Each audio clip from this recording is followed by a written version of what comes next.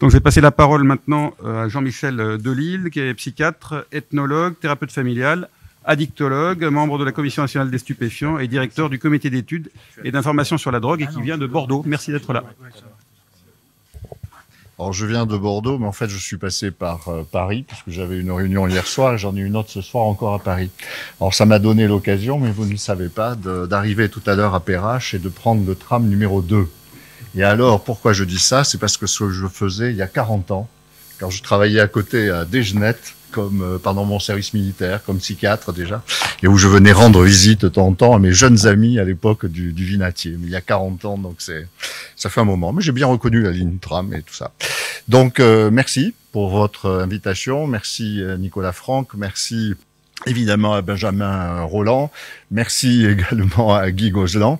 Alors, avec Georges Brousse, nous avons formé une paire, effectivement. Il vous a présenté tout à l'heure le guide que nous avons coordonné au titre de la Fédération Addiction, justement sur ces approches combinées, voire intégrées. Et donc, je vous remercie aussi pour le titre de votre journée, là, qui est particulièrement mobilisateur pour nous, puisque je pense vraiment que c'est un enjeu essentiel dans la période que nous traversons. Alors, un point de cadrage, néanmoins, c'est souvent en santé publique, la question de la santé mentale en général et celle des addictions en particulier est souvent sous-évaluée. Et en fait, quand on cumule le poids en termes de handicap posés par à la fois les troubles mentaux, les conduites addictives, mais également certains troubles neurologiques, on se rend compte qu'en fait, c'est la première cause de handicap au monde. Donc on voit qu'il s'agit d'un problème majeur, pas simplement en termes de mortalité, comme ça a été très bien évoqué ce matin à propos du tabac, de l'alcool, des problèmes de drogue, les opiacés aux États-Unis, etc., mais aussi en termes de charges importantes, de fardeau. Alors, les pathologies duelles, je passe.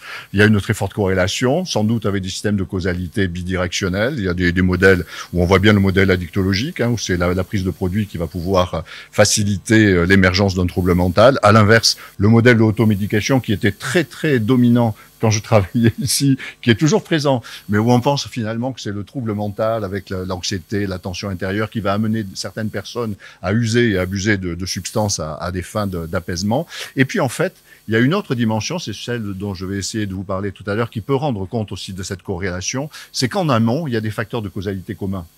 L'adversité sociale, les ruptures, la violence familiale, les abandons, les traumas complexes, etc. Ce qui fait qu'en matière de repérage, je pense que ce qui est important, c'est non seulement moi, je travaille dans un XAPA à Bordeaux. Alors, je suis psychiatre, c'est plus facile peut-être de repérer les troubles mentaux, d'autant plus que j'interviens en deuxième ligne, c'est-à-dire quand on m'oriente des personnes, c'est qu'ils ont déjà été repérés comme ayant une comorbidité.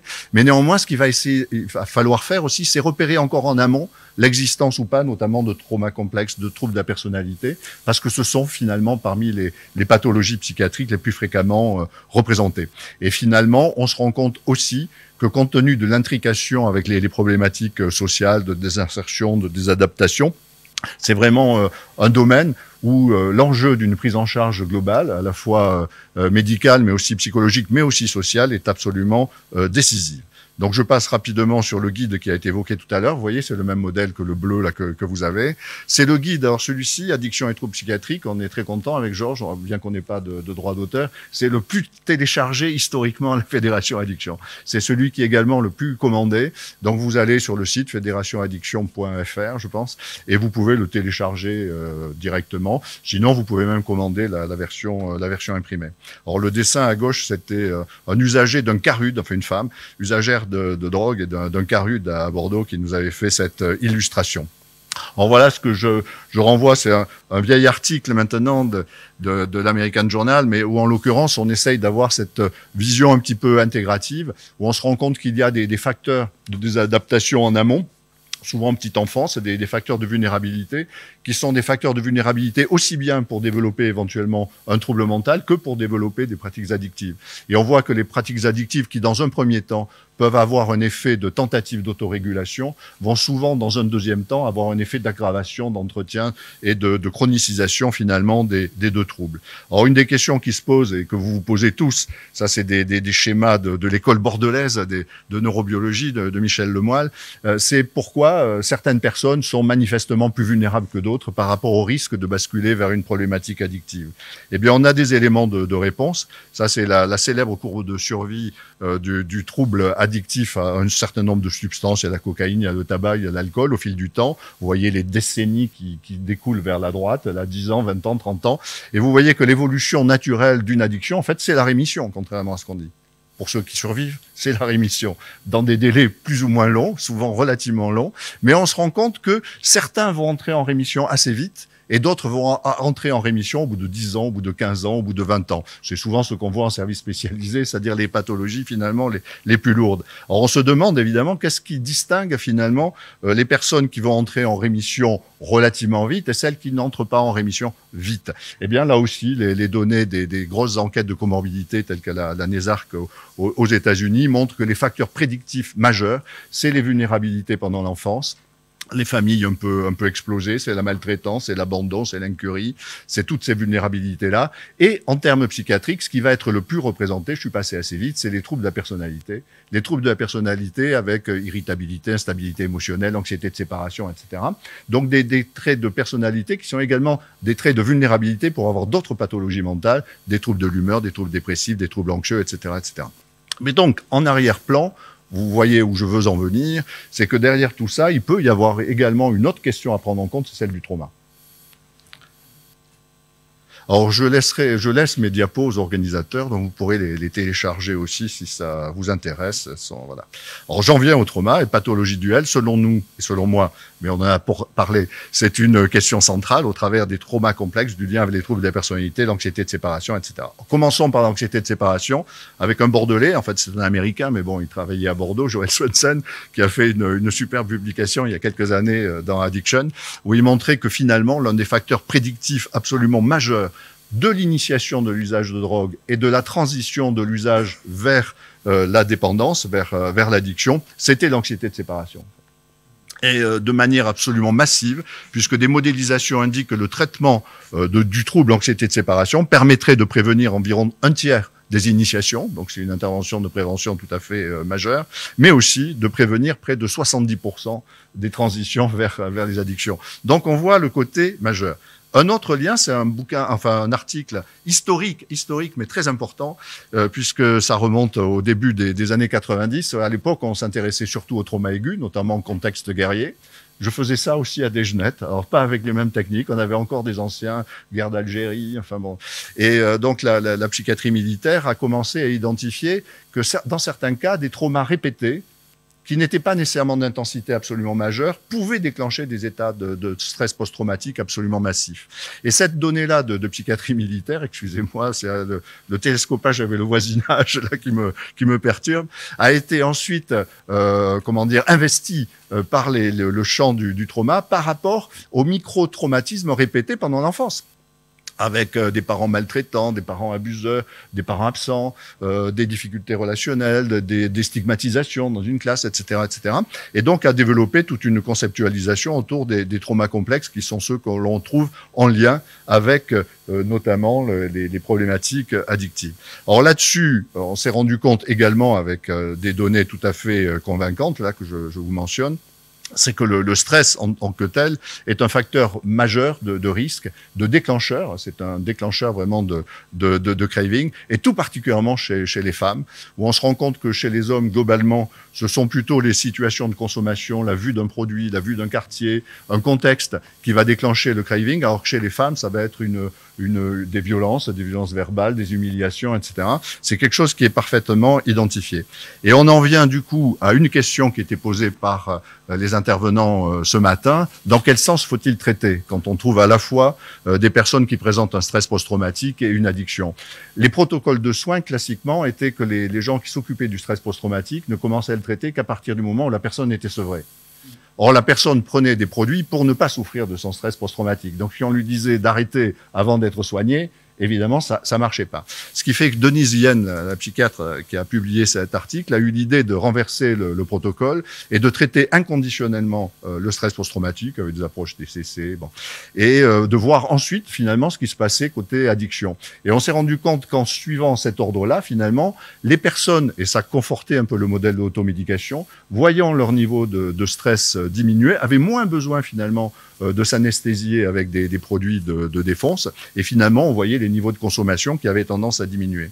Alors, nous avons répliqué cette étude à Bordeaux, chez des jeunes femmes de la rue qui usaient et abusaient de cannabis, de cocaïne et de choses diverses, en utilisant à la fois des techniques EMDR et des techniques de thérapie des schémas. Alors, on sait que femmes de la rue, toutes ont été abusées, violentées, etc. Toutes, là, c'est 100%. Donc, par rapport à ces personnes-là, avec une approche qui est relativement simple, qui est facile à expliquer, qui mobilise relativement peu de temps, etc., on se rend compte qu'évidemment, dans un premier temps, on a une diminution des niveaux de stress post-traumatique, ça c'est attendu, et de manière différée, on a une diminution des index de consommation et de craving à l'alcool, au cannabis et même de la sévérité de l'addiction avec l'Asie. Et alors, j'ai été très content parce que à la fin de l'année dernière, dans le PTSD Quarterly, qui est le bulletin de l'administration des vétérans, ça nous ramène à l'armée, là, vraiment, mais bon, c'est assez logique vu le sujet. Il y avait une revue toujours de Nodisienne, etc., sur les techniques de prise en charge de stress post-traumatique et addiction, et en jaune, celle qui est citée comme seule étude sur EMDR et tout ça, c'est la nôtre, c'est celle de Bordeaux, donc je suis très content et c'est le moment de publicité. Alors il y a un overlap des symptômes, tout à l'heure c'était dit, c'est-à-dire ça s'intègre tout ça. Il y a des pathologies où les symptômes vont se croiser, se renforcer, mais en plus, quand on parle de stress post-traumatique, et de la souffrance liée au sevrage, on se rend compte que les symptômes, l'hypervigilance, le stress, les troubles du sommeil, etc., c'est les mêmes. Et ça, c'est très intéressant parce qu'il y a un autre article qui est apparu il y a 15 jours à peu près sur stress post-traumatique et troubles de l'usage d'opiacés, qui dit exactement la même chose, en fait. C'est-à-dire qu'il y a un chevauchement complet au niveau des symptômes. Et si vous lisez un peu en détail ce que disent les auteurs, tout ceci doit nous inviter à avoir une approche intégrée. Parce que finalement, ce dont on se rend compte, c'est que les supports neurobiologiques de ces deux troubles sont les mêmes. Ça passe exactement par les mêmes circuits. Et donc, ça réagit un peu au même type de médicaments. Eux, ils ont essayé, par exemple, la buprenorphine pour traiter le stress post-traumatique. Et inversement, on sait qu'on peut utiliser des inhibiteurs adrénergiques pour traiter les deux types de troubles. Donc, en gros, on voit qu'il y a vraiment une logique à avoir une approche duelle dans ce domaine-là. Et c'est pour ça que nous avons fait un autre projet, donc le projet Psychotrauma Addicto à la Fédération Addiction, en lien avec le CN2R, donc le Centre national de résilience. Donc qui regroupe les comités régionaux de psychotrauma dans les services de psychiatrie. Et grâce à un financement du fonds Addiction également, nous avons pu lancer ce projet, alors qui est en cours, auquel contribue beaucoup Georges, puisque c'est l'université de Clermont-Ferrand qui en fera l'évaluation. Et nous copilotons, la vieille équipe s'est reconstituée pour avoir une thématique, disons, qui pouvait être intéressante à la fois pour le secteur santé mentale et le secteur addicto, et qui, à notre avis, est vraiment une clé. Alors, la sélection a eu lieu. Il y a 3 régions qui ont été retenues. Alors, pas la vôtre, désolé, mais en l'occurrence, c'est plutôt l'Ouest qui a été retenu, donc Centre-Val de Loire, les Pays de Loire et Nouvelle-Aquitaine Sud. Donc, le projet est en cours, il avance. Alors, en conclusion, j'en viens au repérage. Le repérage, vu du point de vue des addictions, des XAPA, est évidemment tout à fait essentiel, mais il s'agit de repérer également les vulnérabilités en amont, c'est-à-dire quelles peuvent être les vulnérabilités psychologiques ou psychiatriques qui ont pu faire le lit finalement d'une évolution vers l'addiction. Il faut aussi repérer les complications psychiatriques liées à l'addiction elle-même et aux prises de produits. Donc il y a une nécessité alors absolument urgente et majeure de formation, repérage à l'accompagnement et donc de décloisonnement. puisque l'un des risques de la dictologie, c'était que ça cloisonne par rapport à la psychiatrie en termes c'est-à-dire le risque, c'était que ça évolue vers une forme de surspécialité hyper cloisonnée, alors que ça doit évidemment être une formation transversale, ce qui est la logique actuelle, mais logique qui nécessite d'être régulièrement rappelée. Donc décloisonnons, l'éco-formation c'est très bien, le bridging cher à Prepsy c'est magnifique, il faut pouvoir faire aussi des échanges. Il y a certaines régions où les internes de psychiatrie, de médecine générale peuvent faire des stages aussi en XAPA, en CARUD, etc. D'autres régions où c'est moins fréquent, et on se rend compte que ne serait-ce qu'un stage de quelques jours suffit pour que les gens connaissent ces unités, arrivent à travailler entre elles. Les équipes mixtes, ça a été évoqué. Il y a des équipes mixtes également en pédopsie, hein, dans le sud du département de la Gironde, là chez nous. On a une équipe mixte entre l'hôpital psychiatrique, service de pédopsie, et une équipe de CJC, de consultation jeunes consommateurs, autour justement de ces problématiques écran, cannabis, troubles mentaux, etc.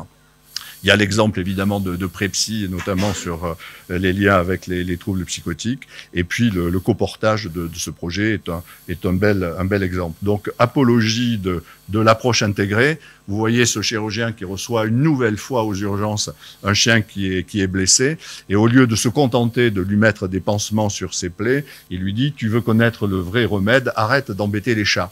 Et finalement, quand on a des affaires d'addiction, il faut penser derrière trouble psy.